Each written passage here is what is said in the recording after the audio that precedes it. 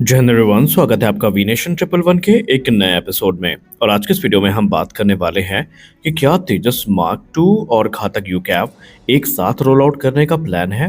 वो रिपोर्ट में कितनी सच्चाई है, जहां पर एडीई ने ये बता दिया है कि घातक यूकैव और तेजस मार्क टू लगभग साथ ही साथ हमें देखने को मिलने वाले हैं।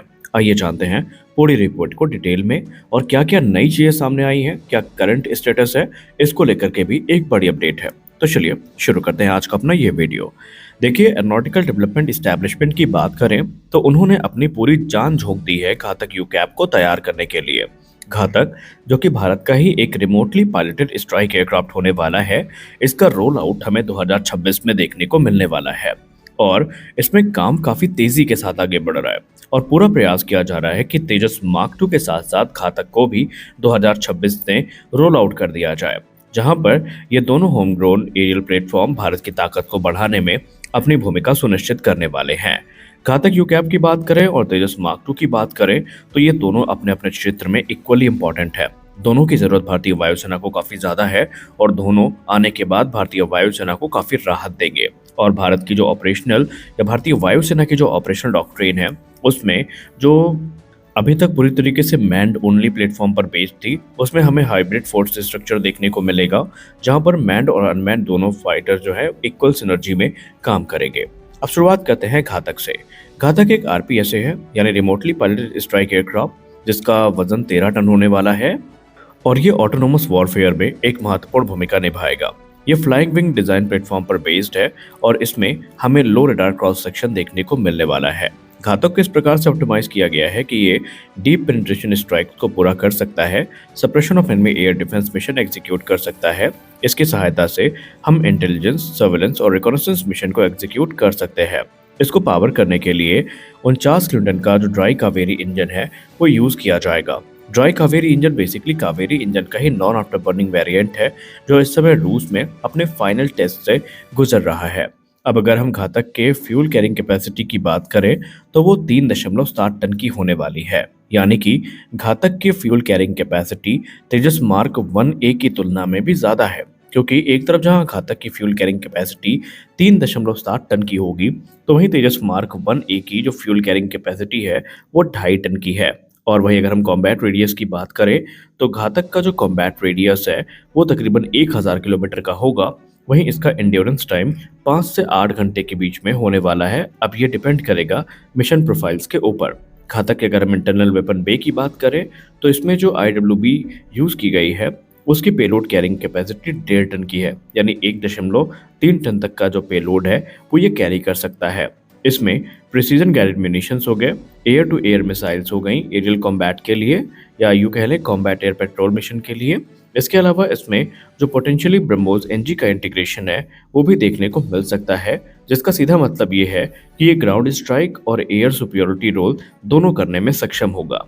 ये कोई आम प्लेटफॉर्म नहीं है, बल्कि ये एक एआई ड्रिवन सिस्टम होने वाला है, जहां पर हमें मैन अनमैन टीमिंग देखने को मिलेगी। यानी हो सकता है इसके साथ हमें ये मदरशिप के साथ ऑपरेट करता दिखाई पड़ जाए। हालांकि इसमें दोनों फीचर्स होंगे, ये ऑटोनोमसली भी ऑपरेट कर पाएगा और एक मैन फाइटर के साथ भी ऑपरेट करने की कैपेबिलिटी इसमें होने वाली है, जिसमें ये सुखोई 30 MKI या एडवांस मीडियम कॉम्बैट एयरक्राफ्ट के साथ मिलकर ऑपरेट करेगा और ये एक फोर्स मल्टीप्लायर की तरह एक्ट करेगा। अब इसके बेनिफिट क्या होंगे? आप सब जानते हैं कि मॉडर्न वॉरफेयर में जो रडार टेक्नोलॉजी है, जो surface to air missile technology है, वो काफ़ी इवॉल्व हो गई है, काफ़ी एडवांस हो गई है। और ऐसे में अगर हम मैन्ड फाइटर को सीधा भेज देते हैं तो उसमें उनके मार गिराए जाने के चांसेस काफ़ी ज़्यादा होते हैं। लेकिन ऐसे में अगर हम किसी छोटे स्टेल्थ प्लेटफॉर्म को भेजते हैं जो कि रडार डिटेक्शन से खुद को बचा सकता है, तो वो ज़्यादा घातक साबित हो सकता है, क्योंकि वो एनिमी के रडार साइट्स को, उनकी सैम साइट्स को डिस्ट्रॉय करके एक सुरक्षित रास्ता बना सकता है मैन फाइटर्स के लिए। और फिर सेकेंड वेव में जो मैन फाइटर्स हैं, ये जो दुश्मन है उनको एक ऐसा ब्लो दे सकते हैं जिससे कि उनको उबरना उनके लिए काफ़ी मुश्किल हो जाएगा।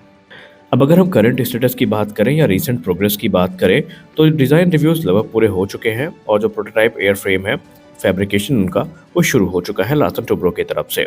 अब घातक की जहाँ तक बात रही तो 2026 में रोल आउट इसका 100% कंफर्म है। इसकी जो पहली उड़ान है वो उसके तुरंत बाद आयोजित कर ली जाएगी। प्रयास ये किया जाएंगे कि कम से कम समय में जो पहली उड़ान है वो आयोजित की जा सके। अब यहाँ पर पूरी तरीके से सबकी नज़र ड्राई कावेरी इंजन पे भी हो जाएगी, जिसको लेकर ये कहा जाता है कि 2025 के अंत तक या 26 तक ये सर्टिफिकेशन को प्राप्त कर लेगा। तो यहाँ पर भारतीय वायुसेना की प्लान की बात करें तो भारतीय वायुसेना एटलीस्ट 150 घातक यूकैप को खरीदने का प्लान कर रही है। हालांकि आगे चल के ये जो संख्या है ये 200 को पार कर सकती है, लेकिन फिलहाल 150 का जो इनिशियल प्लान है उसको ध्यान में रखकर कदम आगे बढ़ाए जा रहे हैं। अब बात करते हैं तेजस मार्क 2 के बारे में। तेजस मार्क 2 जो कि एक 4.5 जनरेशन का मल्टी रोल फाइटर एयरक्राफ्ट होने वाला है, जिसको एरोनॉटिकल डेवलपमेंट एजेंसी की तरफ से डेवलप किया जा रहा है और इसको एचएएल की तरफ से बनाया जाएगा, यानी मैन्युफैक्चर किया जाएगा। इसका प्रोटोटाइप रोल आउट पहले माना गया था कि नवंबर तक होगा, लेकिन अब कुछ चीज़ें जो हैं वो अभी तैयार नहीं है, जिसके चलते जो प्रोटोटाइप रोल आउट है वो हमें 2026 की शुरुआत पे ही देखने को मिल जाएगा। ये डिले नहीं कह सकते, ये अपग्रेड है। कुछ चीज़ें हैं जो कि फिर से उसमें पुनः व्यवस्थित करी गई हैं और कुछ एयरफ्रेम में चेंजेस की बात भी सामने आई है। वो तो हमें रोल आउट के बाद ही पता चलेगी, लेकिन ये कोई बड़ा डिले नहीं है। और वैसे भी जो 2026 का पहला क्वार्टर है इसमें पहली उड़ान आयोजित कर ली जाएगी। ये लगभग 100% कन्फर्म भी है। ये एयरक्राफ्ट हमारे लिए इंपॉर्टेंट इसलिए है क्योंकि ये पुराने हो रहे मिराज 2000, मिग 29 और जैगुआर जैसे जो एयरक्राफ्ट है, जिसमें स्पिकेट जैगुआर जो एयरक्राफ्ट शामिल हैं वो शामिल हैं, उनको ये रोल आउट करेगा। और ये बेसिकली एक एडवांस प्लेटफॉर्म है तेजस मार्क 1A की भी तुलना में। इसको पावर करने के लिए जनरल इलेक्ट्रिक F4 इंजन का इस्तेमाल किया जाएगा। ये बड़े एयरफ्रेम के साथ आएगा, इसमें हमें क्लोज कपल्ड कैनार्ड्स देखने को मिलेंगी। और ये एयरक्राफ्ट कहा जाता है, ऐसा क्लेम किया जाता है रक्षा मामले के जानकार लोगों के द्वारा कि राफेल को बराबरी देगा या राफेल से भी एडवांस होगा। उनके इस कॉन्फिडेंस के पीछे की वजह काफ़ी खास है। अगर हम रेडार क्रॉस सेक्शन की बात करें तो रिपोर्ट्स तो ऐसा क्लेम करती हैं कि तेजस मार्क 2 का जो फ्रंटल रेडार क्रॉस सेक्शन है वो तेजस मार्क 1A की भी तुलना में 1/4 है, जो कि इसका श्रेय जाता है इस पर यूज़ किए जाने वाले विशेष रेडार एब्जॉर्बिंग मटेरियल और रैम पेंट्स को। और इसके अलावा इसमें जो कंपोजिट कंस्ट्रक्शन है वो भी इसका श्रेय अपने आप में रखता है। अब सवाल ये उठता है कि हम ऐसा कैसे कह सकते हैं कि ये राफेल से भी थोड़ा एडवांस है। उसके पीछे का श्रेय जाता है इसकी एडवांस टेक्नोलॉजी को। तेजस मार्क 2 में जो रडार यूज़ किया जाएगा वो राफेल के जैसे गैलियम आर्सेनाइड नहीं होगा, बल्कि गैलियम नाइट्राइड टेक्नोलॉजी पर बेस्ड होगा। और ये एक ऐसा रडार है जिसमें हमें 912 से लेकर 968 टीआर मॉड्यूल्स देखने को मिलने वाले हैं। इसके अलावा इसमें हमें जो बेसिकली वेपन पेलोड्स हैं वो भी काफ़ी मैसिव देखने को मिलेंगे। ये अपने साथ अस्त्र सीरीज़ की सारी मिसाइल्स को कैरी करेगा, ब्रह्मोस एनजी को कैरी करेगा और दूसरी जो रुद्रम सीरीज़ की मिसाइल्स हैं वो भी कैरी करने में ये सक्षम होने वाला है। इसका रडार इतना पावरफुल है कि तकरीबन 150 किलोमीटर की दूरी से 2 मीटर स्क्वायर आरसीएस वाले टारगेट को भी देख सकता है, जो कि राफेल के RBE2 रडार की तुलना में कहीं ज़्यादा एडवांस है। तो आप समझ सकते हैं कि ये एयरक्राफ्ट कितना पावरफुल है। इसके अलावा इसमें हमें infrared search and track system, unified electronic warfare system और जो एडवांस दूसरे सिस्टम्स हैं वो सारे देखने को मिलेंगे। तो आज के इस वीडियो में बस इतना ही। आशा करते हैं वीडियो आपको अच्छी लगी होगी। वीडियो अच्छी लगी वीडियो को लाइक करिए, नए चैनल को सब्सक्राइब करिए। मिलते हैं अगले वीडियो में, तब तक के लिए जय हिंद।